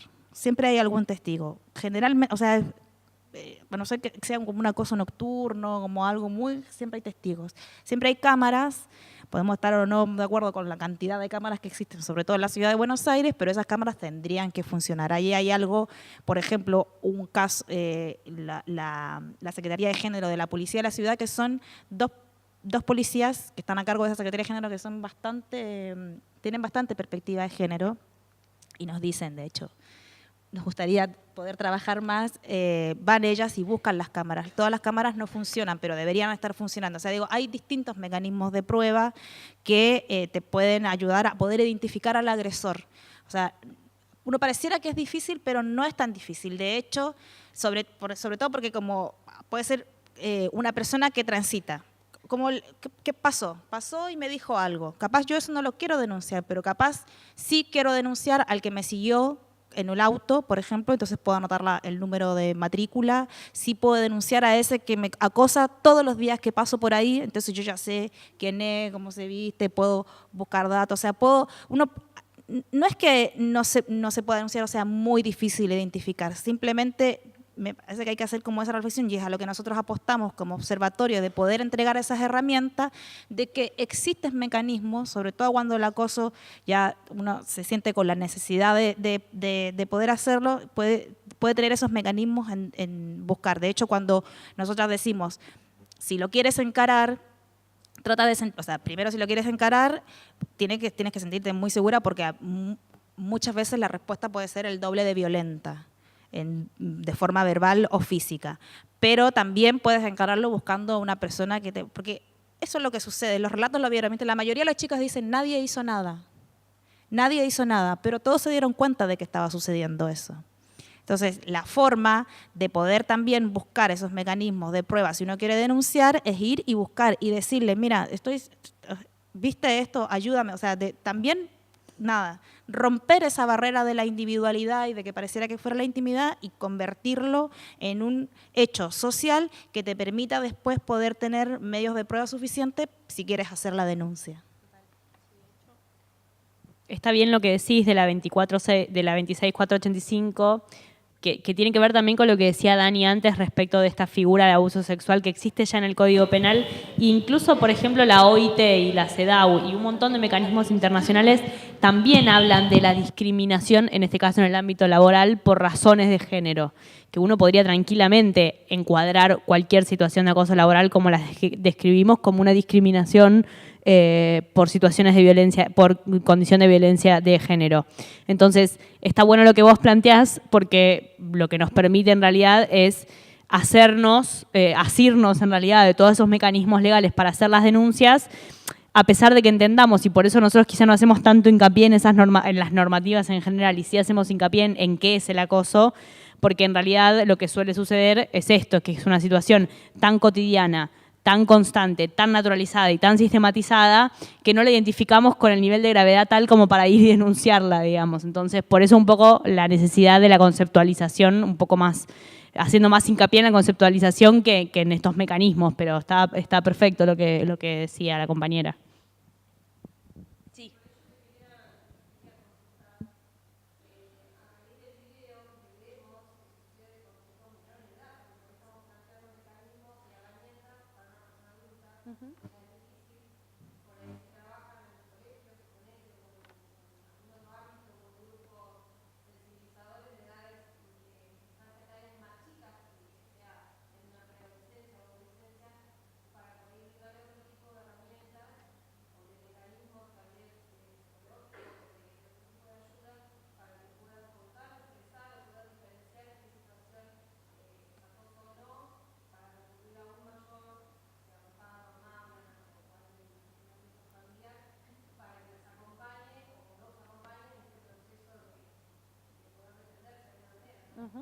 Sí, de hecho, de muchas escuelas secundarias nos han pedido que vayamos a dar la charla y poder entrar, porque ahí sucede un fenómeno que particularmente el acoso es entre pares y tiene que ver con ese aspecto todavía de formación de ese sujeto o sujeta. Entonces nos dicen, por favor, vengan a hablarnos del tema para que se entienda de que es un tipo de violencia de género, entonces romper antes con la cadena de naturalización.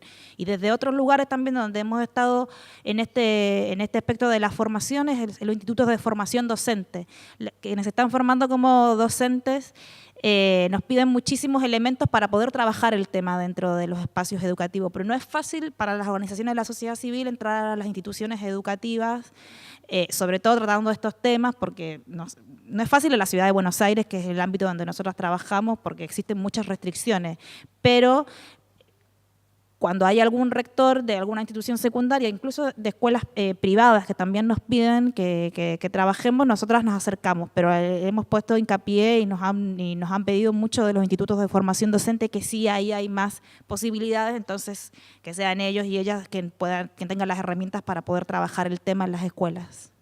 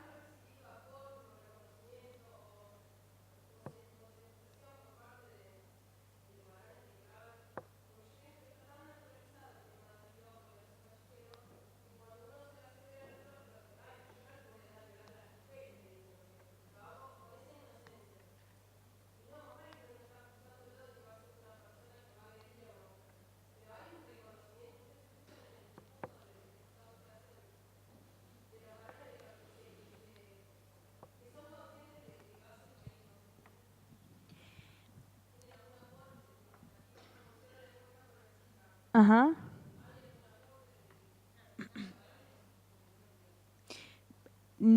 Yo creo, quizás Dani diciente lo vamos charlando, que no particularizadamente, lo cual igual también nos lleva a medir qué es hacer un aporte, ¿no? Porque también, incluso dentro, me parece, del movimiento de mujeres se da este debate tanto respecto de la cuestión del acoso como de otras violencias, sobre si los varones tienen que participar activamente de este tipo de instancias o en realidad lo que deben hacer es escucharnos o en todo caso internalizar el proceso de que son parte de los sujetos que son los que nos oprimen en este sentido, digamos, ¿no? Lo que no quiere decir que ese varón en particular sea un opresor, pero que es un proceso muy, muy difícil, me imagino, internalizar la necesidad de ir deconstruyendo los privilegios que el varón tiene por su condición de varón.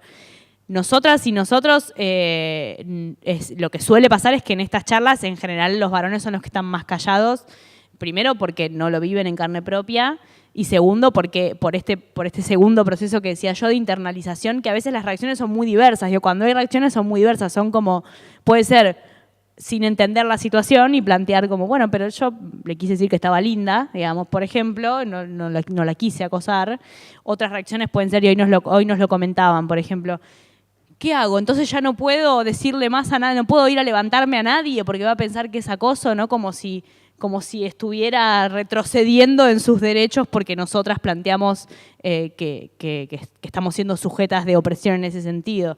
Y otras reacciones son en realidad escuchar, internalizar y intentar construir la despatriarcalización en ese tipo de actitudes. Porque una cosa que también tiene el acoso es que suele ser un mecanismo de legitimación del varón en el ámbito en el que desarrolla su vida, ¿no? Esta idea de... lo voy a decir así lisa y llanamente, como construir su masculinidad, ¿no? Y resaltar su masculinidad, ¿no? Y mirá lo macho que soy, por decirle a una piba que tiene lindo esto, malo lo otro, lo que quiero, por hacer uso de mi facultad de decirle a la piba lo que le quiero decir, ¿no? Y regodearse en su grupo de amigos de que hizo eso. Bueno, esa deconstrucción es difícil de hacer.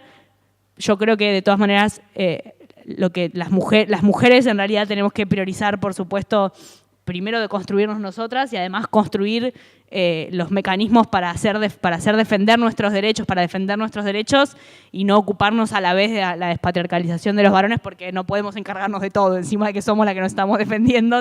Hay que invitar en todo caso a los varones a hacer ese ejercicio, a pensar si alguna vez han querido salir a las 2 de la mañana a comprar cigarrillos o chicles o cosas y no lo han podido hacer porque son mujeres, porque han tenido que gastar más plata en tomarse un taxi, por ejemplo, en vez de tomarse un colectivo para no tener que caminar solos.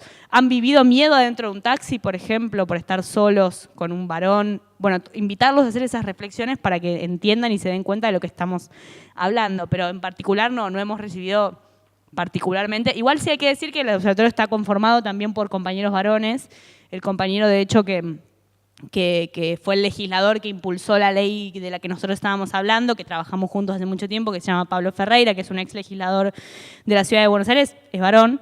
Entonces, ahí sí hay varones y compañeros que tienen una participación proactiva en estos temas, tratándolos, digamos. Eso. Sí, en particular, como decía Aldana, como en particular entre el observatorio, aparte de nuestros compañeros, 2 varones que son parte del observatorio y que lo hacen como una actitud muy militante y con mucho respeto, hay que decirlo, porque saben el lugar que ocupan en la sociedad como su rol como varones. Pero después yo podría decir que en las distintas charlas que hemos dado y en los espacios que participamos, el aporte o no, la reflexión de los varones tiene que ver también con el contexto en el que se da la charla, por ejemplo, y generacional, principalmente generacional. Si nosotros vamos a un instituto de formación docente, los compañeros que se están formando como docentes tienen una recepción distinta del tema que si vamos a dar una charla o vamos a hacer una exposición a algún ámbito estatal, por ejemplo. Yo puedo decirle, no sé, en Córdoba estuve en el Consejo Deliberante de Córdoba y casi que los varones que estaban ahí decían, pero bueno, es así. Esa fue la máxima reflexión. En cambio, en un instituto de formación docente, muchos compañeros, incluso yo recuerdo uno en particular que decía, nunca me había puesto a reflexionar que una compañera podía cambiar el recorrido del normal a su casa porque tenía miedo a ser acosada. A mí eso nunca se me pasaría por la cabeza. Yo nunca pensaría en cambiar mi recorrido. O sea, ahí ya hay una reflexión. Y hay, o sea, pero para mí tiene que ver mucho con el contexto en donde se da la charla y también lo generacional. Como de pensar de que hay varones que están mucho más predispuestos a recibir este tipo de contenidos y de perspectivas, en realidad, porque es eso, son perspectivas. La perspectiva de género, recibirla y tomarla como parte de su perspectiva y de su proceso de construcción. Pero en sí, aportes o en realidad varones que hayan querido como colaborar con el observatorio así específico porque les haya así llegado el tema así en lo profundo, aparte de nuestros 2 compañeros que están ahí militantemente, no hemos recibido. ¿Podemos una más o si alguien quiere y si no cerramos? Ya estamos. Sí. Con el tema de que está por ley que no se debería hacer todo eso, ¿cuál es la pena de un acoso? No, en realidad no es que... En el Código Penal no está tipificado hasta ahora, porque hay una discusión en el Congreso, de la cual nosotras como observatorio somos parte y entregamos nuestra opinión, un informe, ahora estamos haciendo correr una nota, de lo cual no estamos de acuerdo con la reforma del Código Penal. En ese sentido, no es que hay como una figura específica, acoso callejero o acoso, sino que se puede marcar dentro de otras figuras porque existe un derecho vulnerado. En realidad lo que está legislado es que se te respeten tus derechos. O sea, no son leyes punitivas, penales solamente. Existe legislación en donde existe una obligación del Estado de salvaguardar que se te respeten tus derechos. Por eso es que nosotros apostamos tanto a la política pública, porque eso después se tiene que generar en política pública. En la ciudad de Buenos Aires existió esta modificación al Código Contravencional y la pena del Código Contravencional es una multa de hasta 1.000 pesos o trabajo comunitario. O sea, esa es la sanción en realidad, no es una pena, es la sanción. Justo ayer entró un proyecto a la Ciudad de Buenos Aires del Poder Ejecutivo que busca endurecer esto, porque la idea de ciudad segura del gobierno de la Ciudad de Buenos Aires es mayor punitivismo y más policías. Entonces, no están pensando para nada la concepción integral de esto, que por supuesto ya vamos a hacer nuestro informe rápido porque lo quieren hacer en nombre de las mujeres además.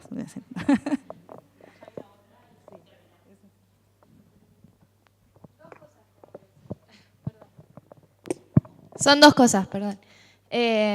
Estaba leyendo un libro que se llama Mujeres en Peligro y que cuenta distintos relatos de mujeres asesinadas, violadas, etc. Y uno de esos relatos que todavía no terminé de leer, se trataba de un contador que de camino al trabajo acosaba a chicas hasta levantarlas al auto, meterlas en el auto y violarlas y después soltarlas con la excusa, le mostraba un arma y con la excusa de que era policía, supuestamente muchas chicas se quedaban calladas. 9 víctimas en total fueron, hasta que una chica lo denunció por acoso en la comisaría en 2013, creo que fue, en Buenos Aires. Lo denunció, en la comisaría dejó la patente, el número de la patente, y lo metieron preso, pero después, después de cumplir 3 años más o menos de condena, lo largaron y no terminé de leer el relato. Lo tengo que terminar. Otra cosa, quería contar de una compañera de acá de Bahía. La otra vez estaba caminando por las calles de acá del centro con 2 compañeras. Me contaba que a una de ellas, uno de los señores que están cuidando los autos y motos acá en las calles, los famosos trapitos, se le acercó y le dijo algo en el oído a la compañera. Y la chica, como es medio, tenía vergüenzas, podría decir, lo único que le salió a decirle fue: cállate, tonto. Y las chicas ahí se dieron vuelta y le preguntaron: ¿Qué pasó? ¿Qué te dijo? No le quería decir. La chica sí le dijo que le dijo algo. El señor se acercó y le dijo algo asqueroso al oído. Y él decía que no le había hecho nada, y a los policías le dijo que ella se había puesto violenta porque no sé qué.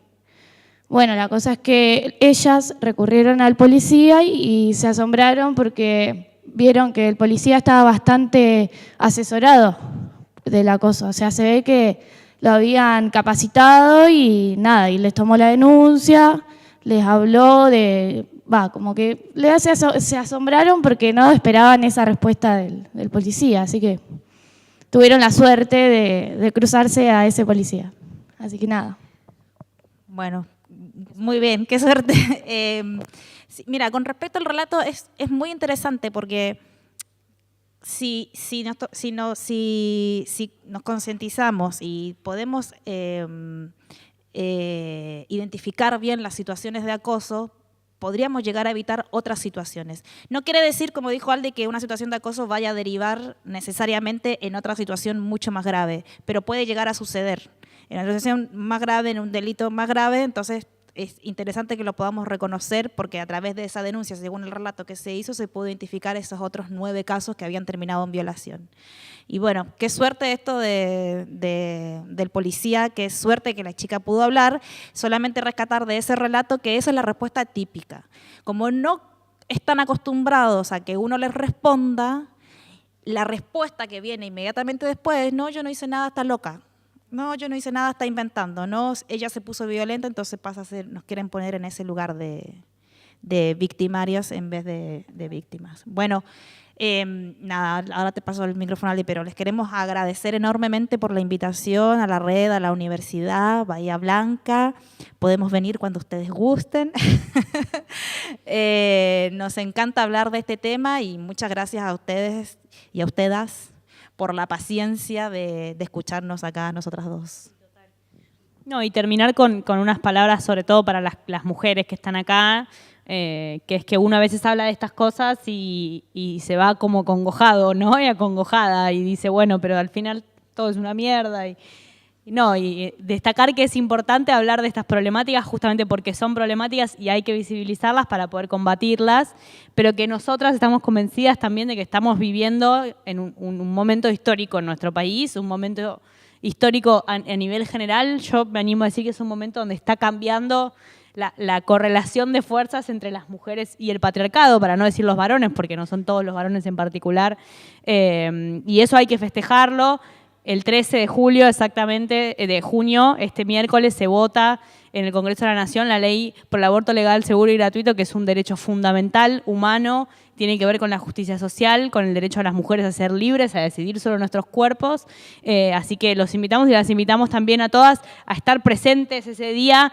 Físicamente probablemente no puedan los que están acá en Bahía, y las que están acá en Bahía nosotras tendremos la suerte de estar ahí bancando. Se va a hacer una vigilia durante todo el miércoles hasta que termine la sesión. Si se vota a favor va a ser un día histórico, como fue la votación de la ley de identidad de género, como fue el matrimonio igualitario. Entonces, saber que las mujeres estamos avanzando en estos derechos y que se esté haciendo una cátedra de estas características en una universidad nacional como es la Universidad Nacional del Sur, que exista la red local de violencia de género en Bahía Blanca y que existan tantas organizaciones y cada vez más mujeres organizadas y que salgamos a decir todo esto, es una victoria de años y años y años de lucha, de organización de las mujeres que se han puesto a discutir estas problemáticas. Así que para irnos con palabras de aliento también, por supuesto, acordarnos de esta fecha del 13 de junio, que para nosotras es fundamental, y por supuesto invitarnos a todas y a todos y a todes a organizarnos, a seguir concientizándonos con estas cosas y volver a reiterar el agradecimiento a todas las compañeras de la Red Local de Violencia de Género que nos convocaron, que nos trataron tan bien, que nos llevaron a lugares tan lindos durante el día de hoy, y por supuesto la disposición a todo lo que se necesite cuando lo necesiten. Nada más. Muchas gracias.